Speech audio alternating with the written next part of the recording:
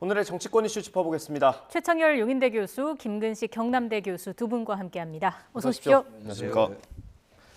네, 어제 검찰이 이재명 대표에 대해서 구속영장을 청구했고요. 어제 긴급 최고위를 열었고 오늘은 국회에서 규탄 대회를 지금 진행을 하고 있습니다. 뭐 기조가 크게 달라지진 않은 것 같습니다, 교수님. 어떻게 보셨어요?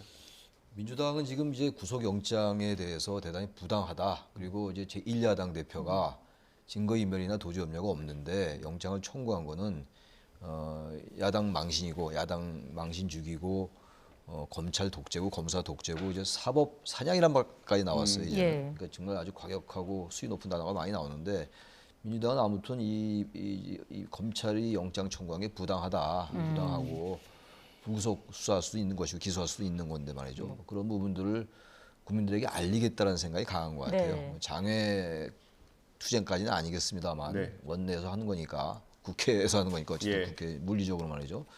그렇다 하더라도 이제 적어도 국민들에게 검찰 수사가 부당하다라는 걸 알리기 위해서 하는 건데 그래서 저런 부분과 이제 앞으로 이제 그 국회가 열려서 진짜 체포동의안이 부결될지 가결될지 아직 모르겠습니다만 그런 표단속의 의미도 있는 것 같아요. 표단속과 그리고 국민들에 대한 대여론전 같은 것 아마 그런 성격을 가지고 하는 게 아닌가. 또 의원총회에서 어떻게 할지 모르겠어요. 지금 이제 당론 투표는 안 하겠다고 하니까 저 부분을 체포동의안 부결을 당론으로 하겠다는 건 좀 맞지 않은 것 같고 아마 그래서 민주당도 당론 투표보다는 자유투표로 가겠다고 하는 것 같긴 합니다만 이건 일단은 국회에서 최종 어떻게 처리될지 좀 봐야 될 것 같아요. 이탈표 가능성도 없지 않으니까 말이죠. 28표가 나와야지 이제 또 가결되는 거거든요. 그게 가장 관건일 것 같습니다. 일단 민주당은 야당 탄압이다 이렇게 주장을 하고 있는 건데 검찰은 범죄 중대성에 좀 집중을 하는 모습이에요. 구속영장 청구 사유를 보면 형사소송법상에 이제 크게 세 가지잖아요. 네. 범죄 중대성, 범죄가 얼마나 중대한 혐의를 받고 있는지, 그리고 이제 그러한 중대한 범죄 혐의자가 도주의 우려나 증거인멸의 우려가 있으면 이제 인신을 구속하게 돼 있습니다. 어제 긴급 최고위원회에서 이재명 대표가 이제 내가 어딜 도망가겠습니까? 인멸할 증거가 있습니까? 뭐 이렇게 이야기했습니다만 뭐 오케이 거기까지는 이야기한다 하더라도 그것보다 더 전제되는 게 범죄의 중대성이거든요.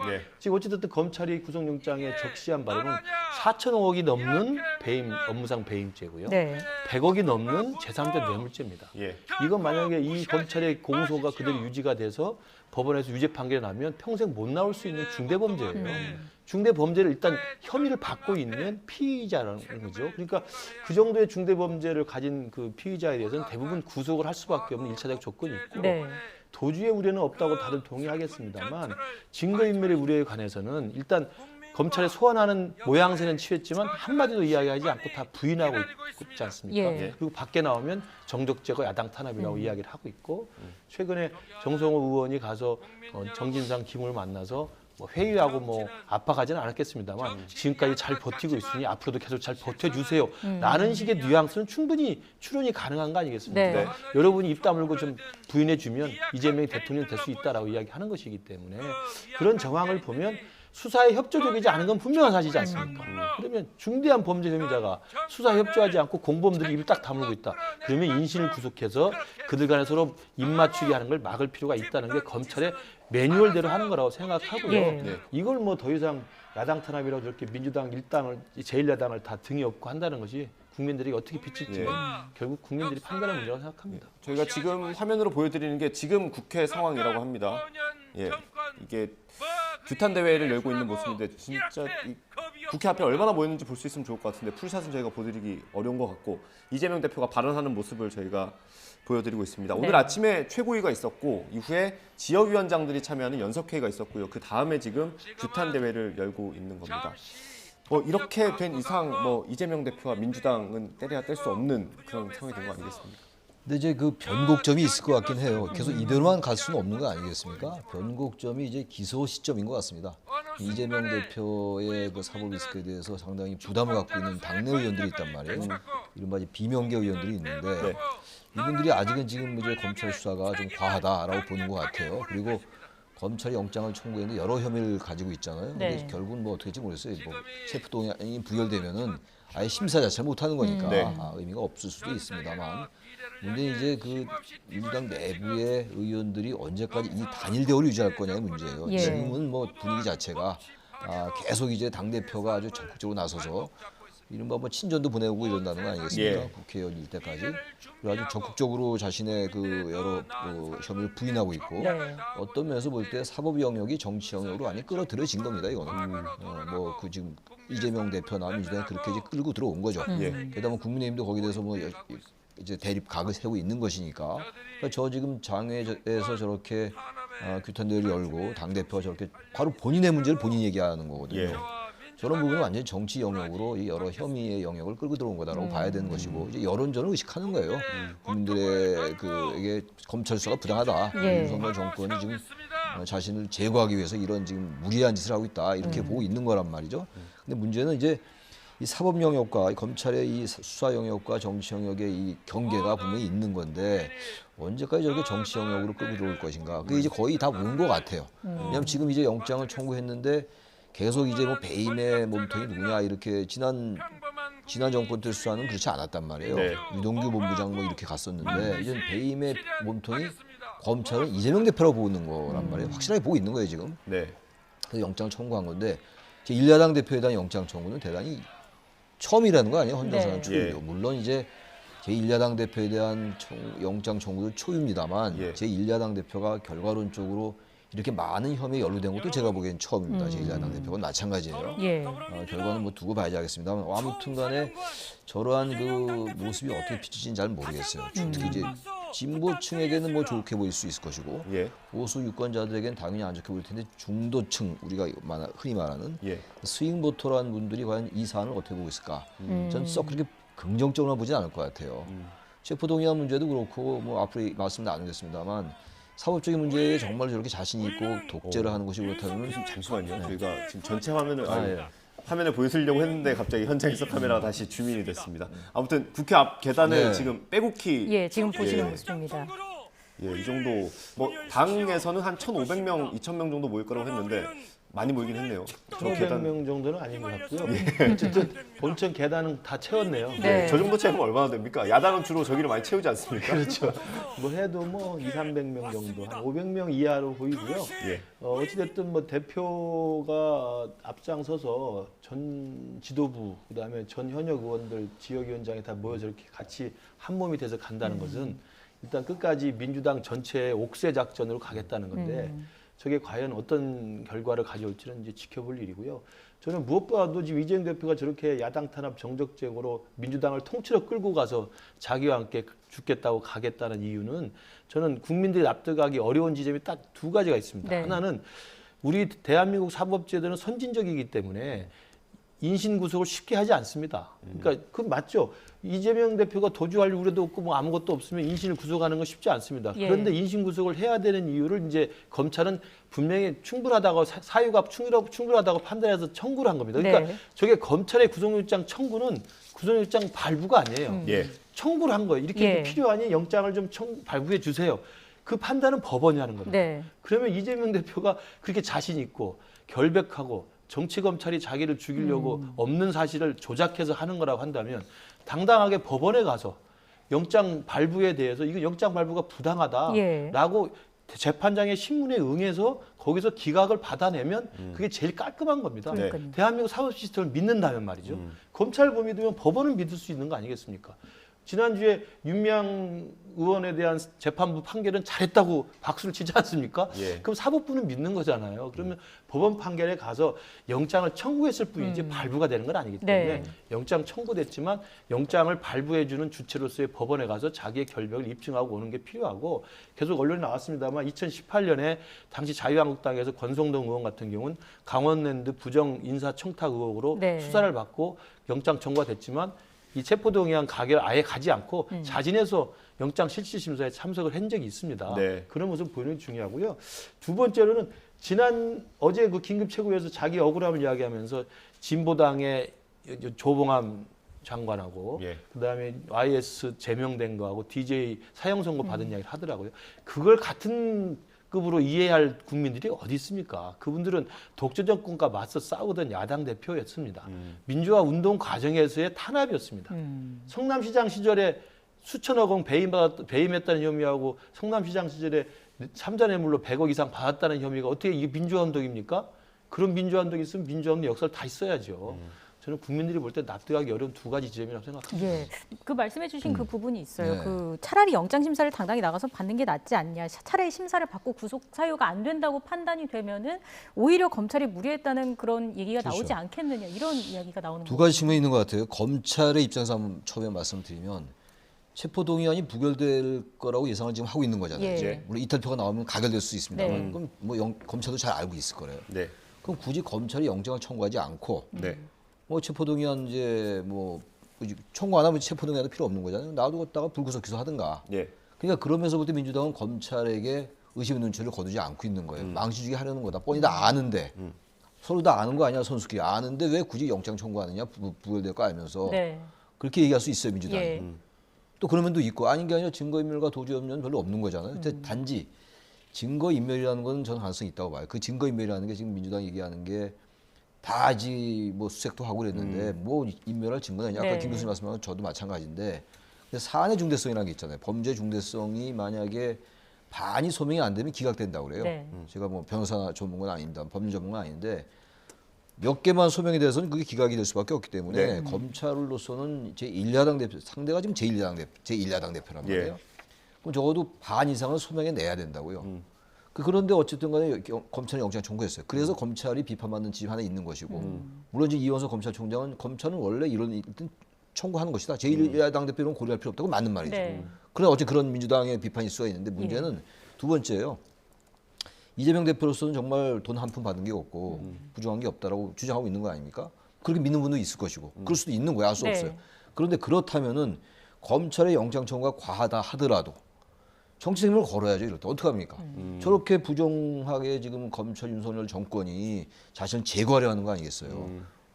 그럼 YS와 대비라고 막 이런 거 아니에요? DJ가 과거에 김대중 전 대통령이 광주에서 그 뭐 내라는 뭐 사건을 했던 거 막 지금 등치시키는 거 아닙니까? 그 정도라면 그렇게 검찰이 부당하다면 그걸 입증해 내기 위해서 결연히 맞서 불체포난 이거 안 하겠다. 동의안. 그리고 난 걸어 들어가겠다 검찰로. 예. 그럴 때 명분이 있다. 검찰이 꼭 잘했다만 얘기하는 게 제가 아니에요. 예. 네. 그 두 가지 약간의 대립되는 그 지점을 제가 말씀드리는 거예요. 그렇다면 민주당을 살리고 예. 왜냐하면 이 전제는 이겁니다. 워낙 당당하니까 돈도 받은 것도 없고 그리고 아무런 부정한 게 없다. 그리고 공익 환수 오히려 한 것이다. 예. 아무 문제 없는데 왜 이러냐고 얘기한다면 그걸 검찰 가서 얘기해서 필요 없다 난 당당히 걸어 들어가겠다. 그게 리더십 아닙니까? 기각을 받아내. 그럼 끝이에요 이거는. 네. 뭐 영장 청구 할 수 있지만 검찰이 감히 할 수 있겠어요? 그렇게 되면 예. 못할 거라고요. 근데 그걸 안 하고 저렇게 계속 뭐 장애 투쟁하면서 의원들하고 친전 보내고 부체포 동의안 저기 그 부결시켜 주세요라고 얘기하는 거다 진비하게 느껴진다 이런 얘기예요. 그게 과연 바람직한 제1야당 대표의 태도냐라는 말씀 드리는 겁니다. 그 체포동의안 얘기 저희가 잠시 뒤에 해보도록 하고요. 어제 검찰이 구속영장을 청구한 뒤에 대검에서 이례적으로 입장을 냈고요. 이원석 검찰총장이 퇴근길에 기자들과 만나서 인터뷰를 간단히 했습니다. 준비된 녹취가 있습니다. 이거 듣고 대담 다시 이어가겠습니다. 네, 준비가 되면 이원석 검찰총장 녹취 들어보겠습니다. 대장동 개발 사업과 위례 신도시 개발 사업은 지방 정권과 부동산 개발 사업자 간의 불법적인 정경유착 비리입니다. 검찰은 검찰의 일을 하는 것이고 국회는 국회 일을 하는 것입니다. 앞으로 국회에서 어떤 절차가 진행될지를 예측하고 검찰의 일을 그만둘 수는 없습니다. 검찰은 담담하게 검찰의 일을 할 뿐입니다. 충분한 물적 증거와 인적 증거, 서면과 서류를 이미 확보한 상황이다. 그렇지 않으면 저희가 말씀하신 대로 야당 대표에 대해서 구속영장을 청구할 수 없는 것입니다. 검찰은 검찰의 일을 하고 국회는 국회의 일을 하면 된다. 뭐 틀린 말 아닙니다. 근데 그렇죠. 구속영장에 지금 전해지기로는 뭐 내로남불, 아시타비 뭐 이런 단어들이 있다고 합니다. 이게 뭐 검찰의 언어, 정치권의 언어 뭐 나눠져 있는 건 아니지만 사실 정치권의 언어를 갖다 쓴 것 같기도 하고요. 그러니까 이제 검찰 입장에서는 검찰의 일을 하는 과정에서 누가 보니까 제1야당 대표라는 그 타이틀을 빼고 보면 10년, 10여 년 전에 성남시장으로 재직 시 엄청난 중대 범죄를 저지른 혐의자란 말이에요. 그래서 그 사람에 대해서 여러 가지 공범들 진술과 증거 자료와 수사를 통해서 그 혐의를 입증하려고 하는데 야당 대표라고 하면서 계속 그 수사 협조하지 않고 정적제결라고 이야기하니까 그런 정치적 반발 논리에 대해서 검찰의 입장에서 이게 내로남불 아시탑이다 이야기하는 것이고요. 예. 국정농단으로 과거에 박근혜 전 대통령이 현직 대통령임에도 불구하고 탄핵됐고 전직 대통령 입장에서 구속영장이 돼가지고 감옥에 가지 않았습니까? 네. 그런데 일개 성남시장이 이제 야당 대표가 됐다고 그래서 이제 왜 나를 잡아가느냐라고 이야기하니 그런 정치적 반발 논리에 대응해서 검찰의 논리에서는 시정농단이다. 국정농단에 비슷한 성남 시민이 위임했던 그 인허가권의 개발권과 인허가권의 권한을 특정한 그 대장도 일당에게 유착해서 특혜를 준 그리고 거래를 주고받은 시정농단이라고 본 겁니다. 예. 검찰 시각을 그렇게 표현했다고 보고요. 네. 또 이원석 총장이 굉장히 신중한 사람이고 예. 차분한 성격입니다. 여간에서는 드러나지 않는 사람인데 네. 어제 구속영장을 청구하면서 입장문을 냈다는 거 예. 그리고 예. 어제 퇴근길에 저 이야기를 한 것은 제가 볼 때 저기 또 뭐 일종의 검찰이 정치적으로 활동하는 게 아니냐라고 의심하는 사람이 있습니다만 뭐 야당에서는 그렇게 예, 얘기합니다. 전혀 그렇지 않죠. 왜냐하면 적어도 제1야당 대표, 현직 야당 대표에 대해서 헌정사상 처음 있는 구속영장 청구를 하면 검찰의 총책임자로서 그에 대해서 국민에게 설명을 하는 게 당연한 의무입니다. 그렇지 않겠습니까? 네. 예전에 YS 대통령 때 전두환과 노태우 전 대통령을 군사 쿠데타 반란 혐의로 구속할 때도 대통령이 먼저 이야기를 합니다. 이러이러해서 정말 이 헌정 유린을 했던 쿠데타 주범이기 때문에 이렇게 전직 대통령이지만 수사해서 구속할 수밖에 없다라고 이야기를 하는 거예요. 그것은 일반 검찰도 지역에 있는 조폭 수사를 크게 한다든지 재벌과 관련된 비리 수사를 한다든지 사회적으로 정치적으로 관심이 큰 사건을 수사하면 친절하게 설명을 합니다.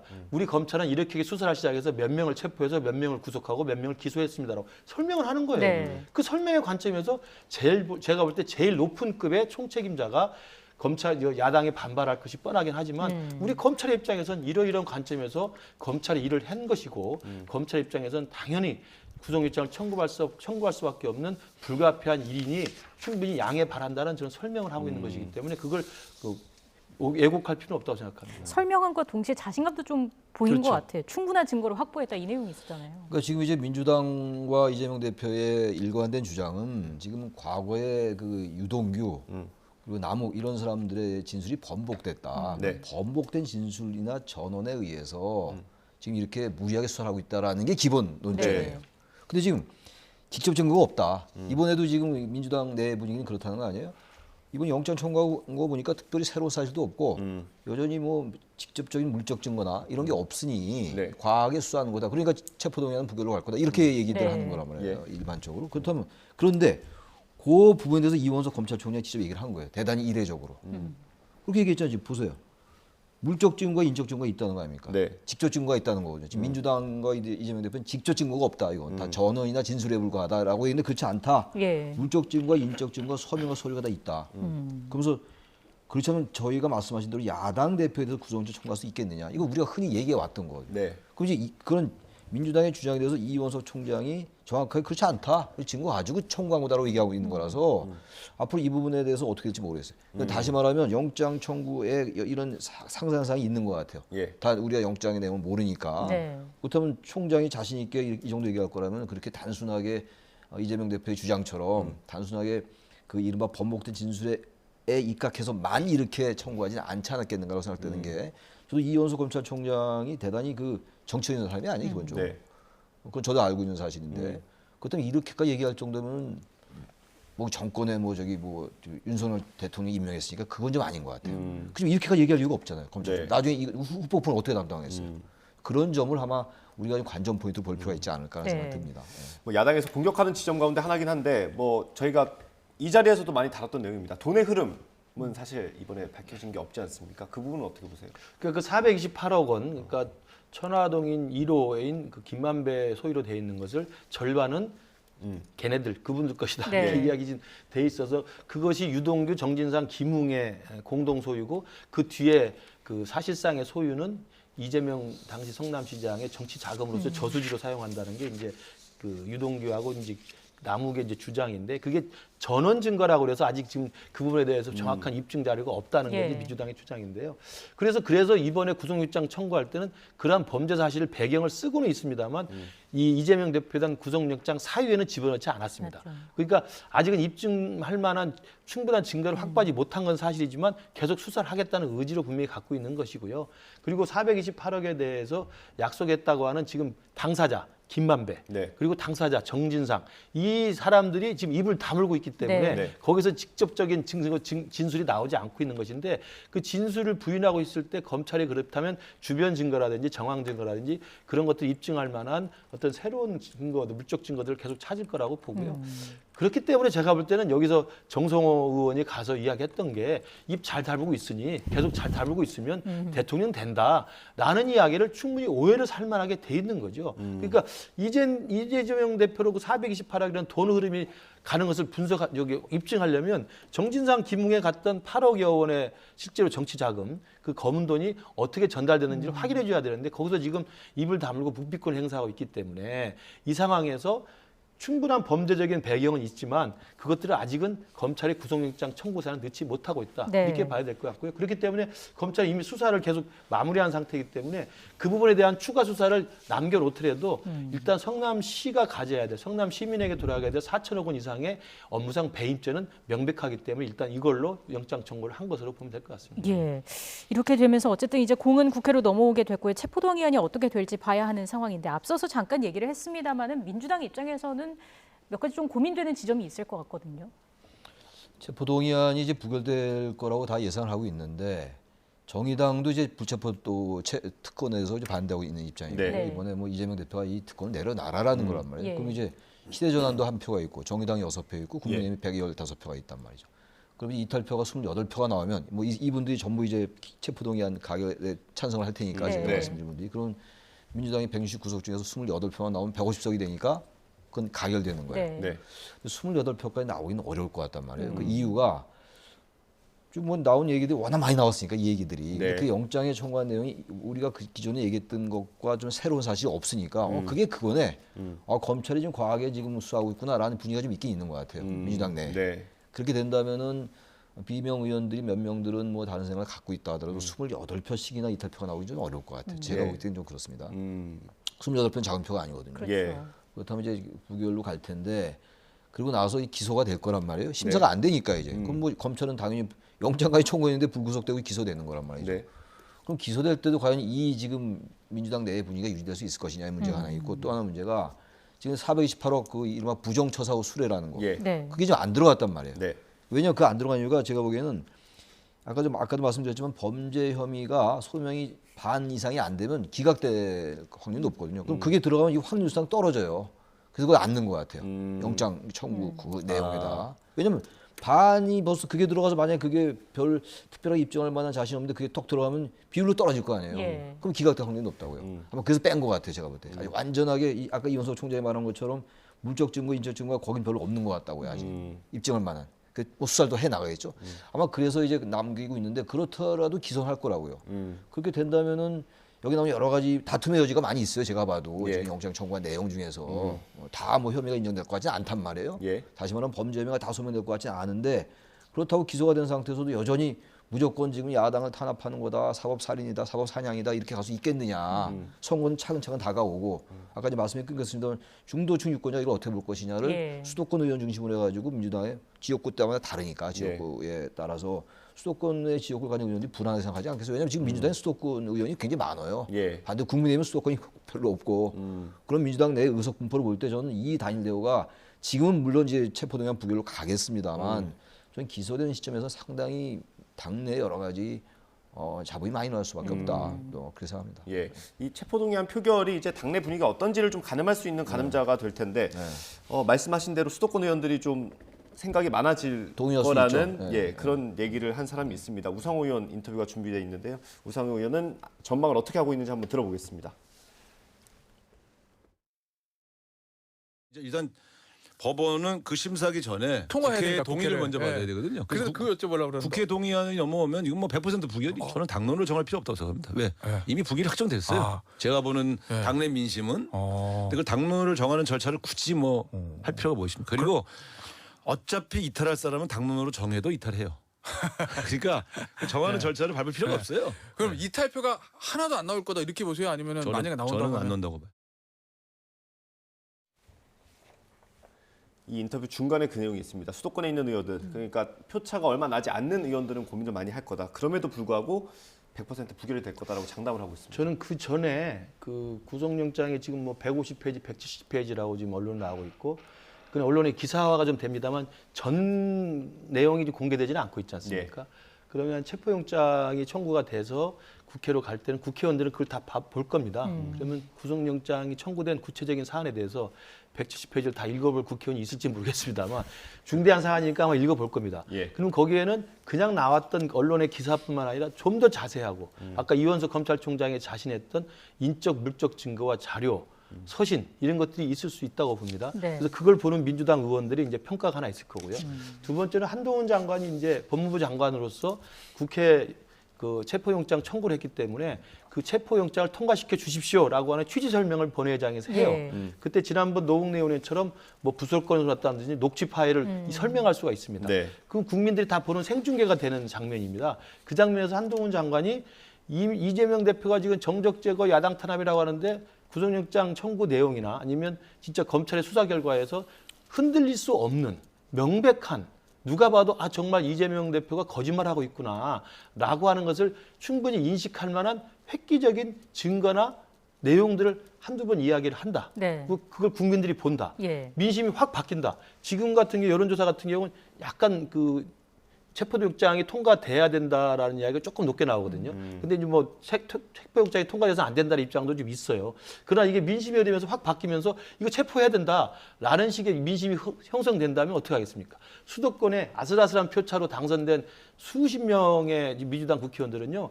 당대표 지키기가 목적이 아니죠. 당대표 지키는 목적이 뭡니까? 공천 때문에 지금 지키려는 모양새를 보이는 건데 공천 받으면 뭐합니까? 내년에 떨어지는데 이 사람들 심각한 고민을 할 수밖에 없어요.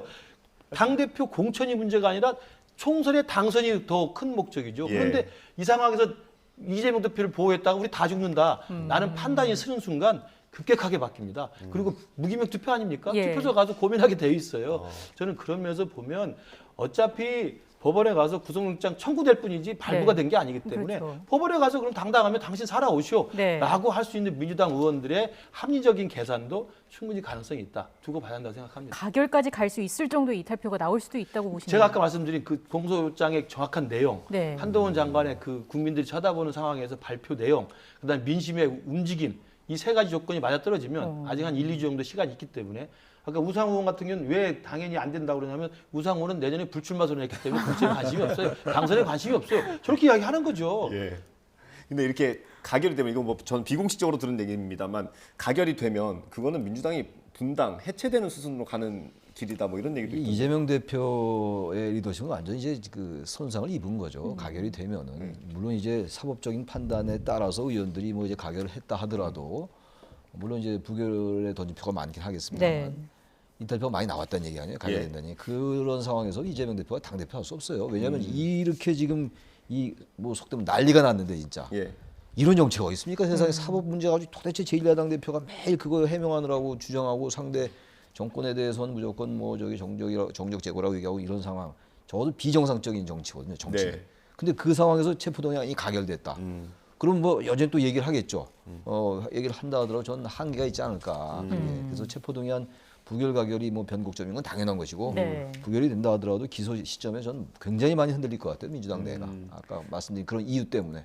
예. 뭐 가결이 안 되더라도 상당수의 이탈표가 나온다면 이 대표의 그 리더십을 자체가 리더십이 많이 예. 흔들린다고 봐야 되겠죠. 흔들린다. 네. 알겠습니다. 주제를 좀 바꿔보겠습니다. 국민의힘 전당대회 얘기를 좀 해볼 텐데요. 어제 합동연설회에서도 좀 신경전이 이어지는 모습을 볼 수가 있었습니다. 안철수 후보와 김기현 후보의 울산 KTX 역세권 시세 차익 의혹을 제기를 한 건데 이제 김기현 후보 측에서는 민주당식 DNA다 이런 이야기까지 나왔고요. 어떻게 보셨습니까? 글쎄요, 그러니까 항상 전당대회를 하거나 이게 과열되고 또 대통령 경선 같은 게 과열되면 내부에서 저는 문제 제기가 나옵니다. 지금 이재명 대표 저 사법 리스크가 전부 다 당 대선 후보 경선 과정에서 예. 민주당 내에서 나온 거 그렇죠. 아니겠습니까? 예. 그게 이제 고소 고발이 들어가면 검찰 수사를 해서 이렇게 되는 건데요. 예. 김기현 후보에 대한 울산 KTX 역세권 그 투기 의혹에 대해서는 지금 뭐 검찰의 수사가 경찰이 수사한 적은 없는 것으로 제가 알고 있습니다. 그러나 이제 몇 번 문제 제기가 됐다가 이제 정리가 된 것으로 알고 있는데 이게 당대표 선거가 과열되다 보니까 지금 쫓아가는 안철수 후보 입장에서는 그걸 가지고 굉장히 집중 공격을 하고 있고 예. 김기현 후보는 이게 바로 내부 총질이고 당대표 선거를 망가뜨리는 민주당식의 DNA다라고 네. 지금 서로 공박을 주고받고 있는데요.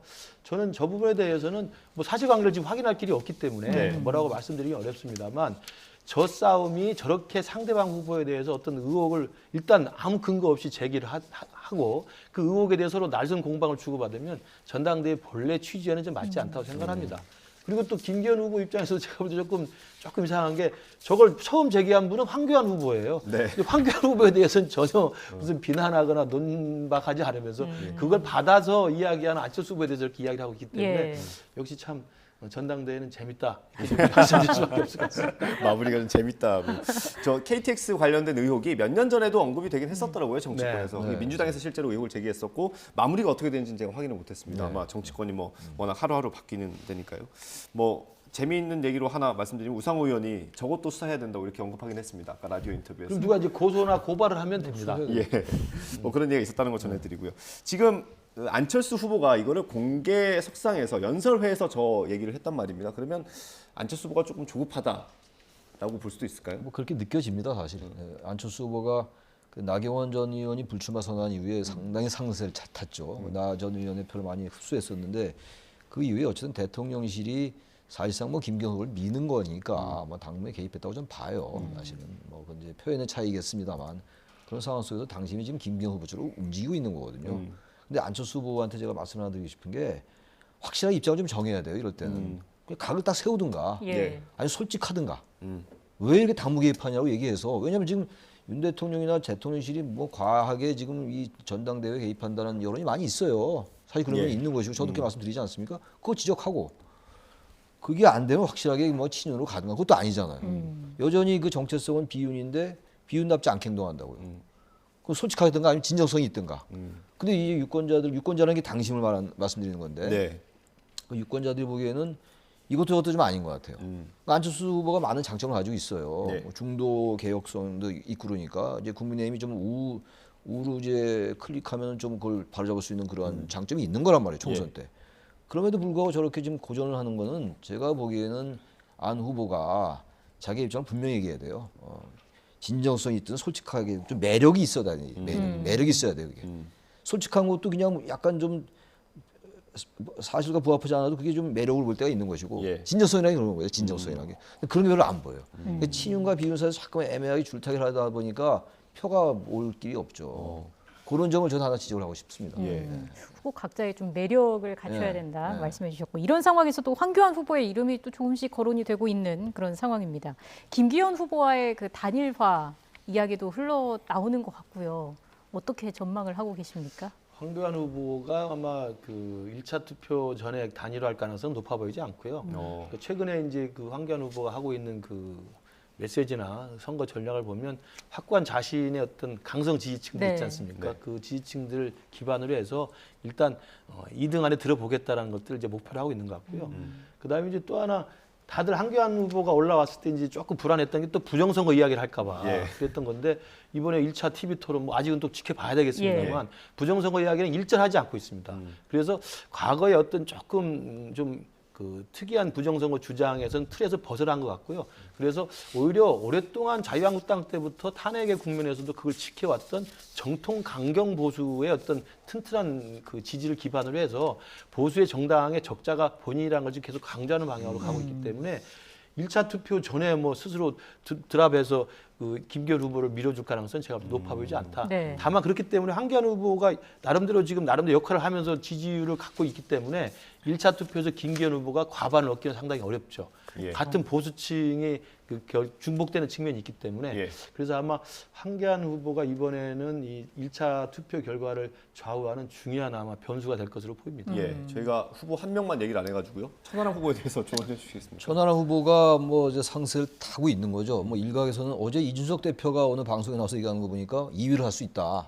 뭐 그런 얘기를 또 하더라고요. 뭐 지원하고 있으니까요. 지원하고 예. 있으니까 이준석 전 대표가 그 얘기를 한 걸 제가 봤는데 천하람 후보도 지금 처음에 이제 뒤늦게 뛰어들었습니다만 상당한 이제 반향을 이제 보이고 있는데 최근에 보면 좀 발언이 그때 처음에 기대를 갖는 것보다 좀 떨어지는 것 같아요. 그러니까 천하람 후보도 그러니까 정치인들은 이래야 돼요. 저는 뭐 정치는 아닙니다만 예. 평론가들은 뭐 이것저것 다 얘기할 수 있는데 정치인들은 자기의 소신을 분명히 얘기해야 돼요. 평론도 마찬가지입니다만. 근데 천하람 후보가 조금 벌써 이제 이게 자기가 어느 정도 상승을 타고 있으니까 조금 약간 정치공학적인 얘기를 많이 하는 것 같더라고요. 그래서 천하람 후보는 좀 이게 차별성을 보여서 정치공학적인 얘기를 전혀 안 할 수는 없습니다만 저런 데 가서 안 할 수 없잖아요, 연설에서. 예. 근데 그거 좀 가능하면 좀 배제하고 자신의 얘기, 한국 정치가 나아갈 길, 개혁적인 얘기, 이런 얘기를 하면서 자기의 정체성을 유지해 나간다면 더 설령 대표가 안 되더라도 예. 다음을 볼 상당히 수 임수를 남길 수 있는데 마지막에 자꾸 이제 이유도 할 수 있다 뭐 이런 생각 때문에 공학적인 얘기를 한다면 저는 천하람 후보의 매력은 떨어질 것이다. 그런 말씀드립니다. 지금 떨어져 있다는 건 아니고. 예.